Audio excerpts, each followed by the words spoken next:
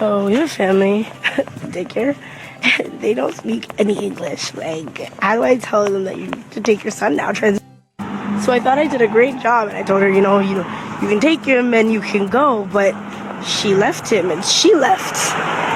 Oopsies.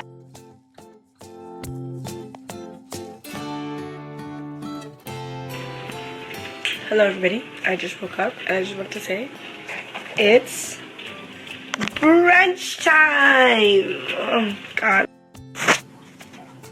Tomorrow, oh god, this is so dirty. Tomorrow is the Fresh band launch. Like, do you know how excited I am? Of course it won't be in Cayman Islands yet, cause your girl's going Cayman, but like, I could see it. So basically, my options for food are limited because I choke every time I sleep and eat, but I'm still gonna eat the pizza because I want it. Update on me, I am not so much getting better as, like it's a bearable kind of sickness now, if that makes sense, but I am still taking my medicine, and I do choke when I sleep and when I eat, which really affects my sleeping and my eating, and you guys know how much I love those two things. So the medicine leaves me like super dehydrated. Like my throat feels like the desert, okay? And it's like I'll drink all day.